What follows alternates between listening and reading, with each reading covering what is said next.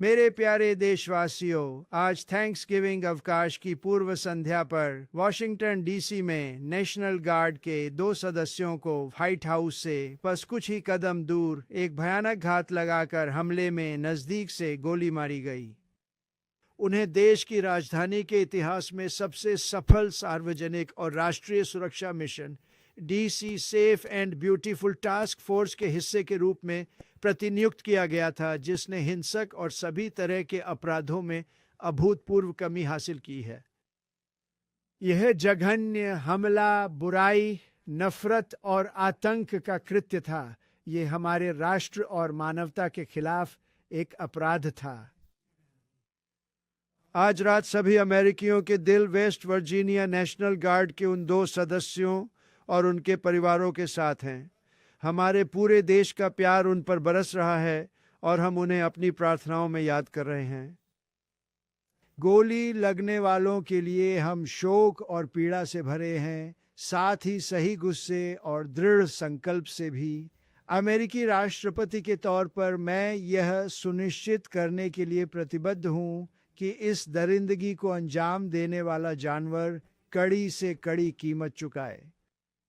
मैं आज रात यह रिपोर्ट कर सकता हूं कि उपलब्ध सर्वोत्तम जानकारी के आधार पर होमलैंड सिक्योरिटी विभाग को विश्वास है कि हिरासत में लिया गया संदिग्ध एक विदेशी है जो अफगानिस्तान से हमारे देश में आया था। धरती पर एक नरक।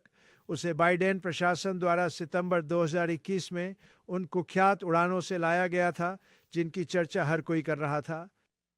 कौन आ रहा था, किसी को कुछ नहीं पता था। उसकी स्थिति राष्ट्रपति बाइडेन के कानून से बढ़ाई गई, जो एक विनाशकारी देश के इतिहास के सबसे बुरे राष्ट्रपति हैं।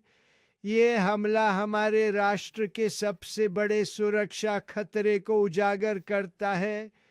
पिछली सरकार ने 2 करोड़ अज्ञात बिना जांच के विदेशियों को दुनिया भर से ऐसी जगहों से आने दिया जिनके बारे में आप जानना भी नहीं चाहेंगे।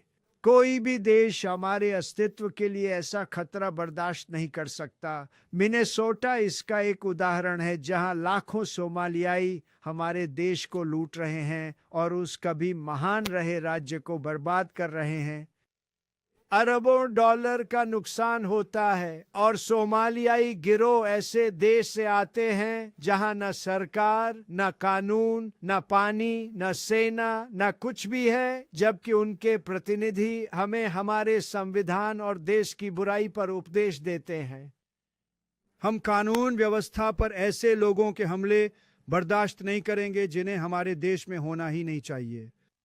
बिडेन के तहत अफगानिस्तान से आए हर विदेशी की अब हमें फिर से जांच करनी होगी और ऐसे हर विदेशी को हटाना होगा जो यहाँ का नहीं है या देश के लिए फायदेमंद नहीं है।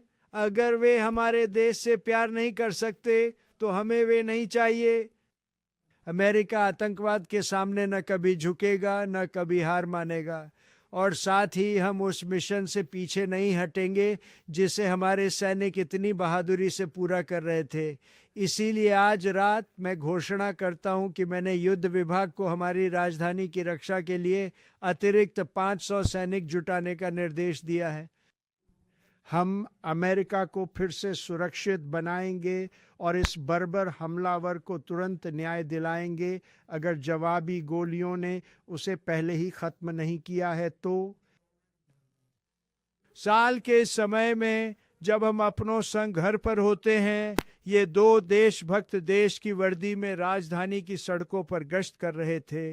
उन्होंने निस्वार्थ भाव से राष्ट्र को सभी विदेशी और घरेलू दुश्मनों से बचाने की शपथ ली थी, और वे ठीक वही कर रहे थे जब एक बर्बर हमले में उन्हें गोली मार दी गई। मैं संयुक्त राज्य अमेरिका के हर सैन्य कर्मी का हार्दिक आभार व्यक्त करता हूं जो आज रात देश विदेश में तैनात है। मैं सीक्रेट सर्विस और डीसी मेट्रोपॉलिटन पुलिस विभाग को भी उनके आज के काम के लिए धन्यवाद देता हूं। इस थैंक्स गिविंग पर मैं हर परिवार से उन 2 महान नायकों और उनके प्रियजनों के लिए प्रार्थना करने को कहता हूं जिन्हें बेरहमी से गोली मारी गई। ईश्वर उन्हें आशीर्वाद दे और सांत्वना दे और संयुक्त राज्य अमेरिका को आशीर्वाद दे और उसकी रक्षा करे। धन्यवाद और शुभ रात्रि।